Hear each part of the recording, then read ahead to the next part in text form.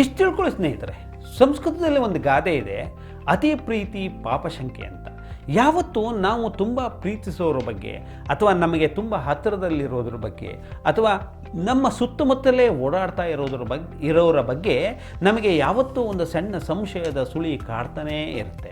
ಇನ್ನೂ ಸ್ಪಷ್ಟವಾಗಿ ಹೇಳಬೇಕು ಅಂತಂದರೆ, ನಮ್ಮ ಮಗು ಶಾಲೆಗೆ ಹೋಗಿರುತ್ತೆ, ನಾವು ಸಹಜವಾಗಿ ಮಗುವನ್ನು ತುಂಬ ಪ್ರೀತಿಸ್ತಾ ಇರ್ತೀವಿ. ಆದರೆ ಬರಬೇಕಾದಂಥ ಸಮಯದಲ್ಲಿ ಸ್ವಲ್ಪ ವ್ಯತ್ಯಯ ಆಗಿ ಒಂದು 5 ನಿಮಿಷ ಅಥವಾ 10 ನಿಮಿಷ ತಡವಾದರೆ ನಮ್ಮ ಮನಸ್ಸು ತಳಮಳಿಸ್ಲಿಕ್ಕೆ ಆರಂಭಿಸಿಬಿಡುತ್ತೆ.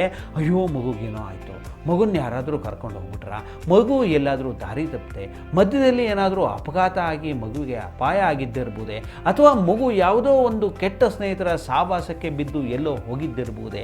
ಈ ರೀತಿಯಾಗಿ ನೆಗೆಟಿವ್ ಆಗಿ ಯೋಚನೆ ಮಾಡ್ತೀವಿ ವಿನಃ ಮಗು ಏನೋ ಕಲಿತಾ ಇದ್ದಿರ್ಬೋದು, ಮಗು ಲೈಬ್ರರಿ ಕೂತ್ಕೊಂಡಿದ್ದಿರ್ಬೋದು, ಮಗು ಟೀಚರ್ ಹತ್ರ ಏನೋ ಡಿಸ್ಕಷನ್ ಮಾಡ್ತಾ ಇದ್ದಿರ್ಬೋದು, ಅಥವಾ ಮಗು ಒಂದು ದೇವಸ್ಥಾನಕ್ಕೆ ಹೋಗಿದ್ದಿರ್ಬೋದು.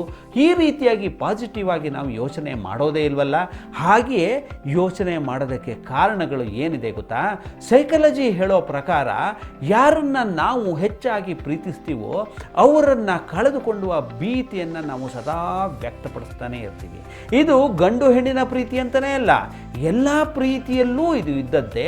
ಆ ಪ್ರೀತಿ ಕಳೆದುಕೊಳ್ಳುವ ಭಯವನ್ನು ಸೃಷ್ಟಿಸ್ತದಲ್ಲ, ಅಂತ ಕಳೆದುಕೊಳ್ಳುವ ಭಯದ ನಡುವೆ ನಮ್ಮಲ್ಲಿ ಶಂಕೆಗಳು, ಸಂಶಯಗಳು ಶುರುವಾಗುತ್ತೆ. ಹಾಗಂತ ನಾವು ಪ್ರೀತಿಸ್ತಾ ಇರೋರನ್ನ ಅನುಮಾನಿಸ್ತಾ ಇದ್ದೀವಿ, ಅವ್ರನ್ನ ದೂರ ಮಾಡ್ತಾ ಇದ್ದೀವಿ ಅಂತಲ್ಲ. ಆದರೂ ನಮ್ಮ ಮನಸ್ಸು ಎಷ್ಟು ಕೆಟ್ಟ ಗುಣವನ್ನು ತೋರಿಸುತ್ತೆ ನೋಡಿ ಸ್ನೇಹಿತರೆ. ನಾವು ಅತಿಯಾಗಿ ಪ್ರೀತಿಸ್ತಾ ಇರೋರ ತಪ್ಪುಗಳನ್ನೇ ಹೆಚ್ಚು ಹೆಚ್ಚು ಹೆಕ್ಕಿ ತೋರಿಸ್ತಾ ಇರುತ್ತಲ್ಲ. ಇದು ಯಾಕೆ ಅಂತಂದರೆ, ನಿಜವಾಗಿ ನಾವು ನಮ್ಮನ್ನು ಪ್ರೀತಿಸುವವರನ್ನು ಅತ್ಯಂತ ಸುಂದರವಾಗಿ, ಅತ್ಯಂತ ಒಳ್ಳೆಯವರಾಗಿ ನೋಡಲಿಕ್ಕೆ ಇಷ್ಟಪಡ್ತಾ ಇರ್ತವೆ. ಹೀಗಾದರೆ ಸಂಬಂಧಕ್ಕೆ ಧಕ್ಕೆ ತಂದಿತ್ತು ಅನ್ನುವಂಥ ಭಯ ನಮ್ಮನ್ನು ಮುಂದೆ ಆ ರೀತಿ ಮಾಡ್ತಾ ಇರುತ್ತೆ. ಇಂಥದ್ದೆಲ್ಲ ಒತ್ತಡವನ್ನು ಕೈಬಿಟ್ಟು ನಾವು ನೇರವಾಗಿ ನಡೆದುಕೊಳ್ಳಲಿಕ್ಕೆ ಆ್ಯಂಡ್ ನಿರುಂಬಳವಾಗಿ ಇರಲಿಕ್ಕೆ ಪ್ರಯತ್ನ ಪಡಬೇಕು. ಒಂದನ್ನು ಸ್ಪಷ್ಟಪಡಿಸ್ಬಿಡ್ತೇನೆ ಸ್ನೇಹಿತರೆ, ನಮ್ಮದಾಗಿರುವಂಥದ್ದನ್ನು ಕಳೆದುಕೊಳ್ಳುವ ಪ್ರೀತಿ ನಮಗೆ ಯಾವತ್ತೂ ಬೇಡವೇ ಬೇಡ.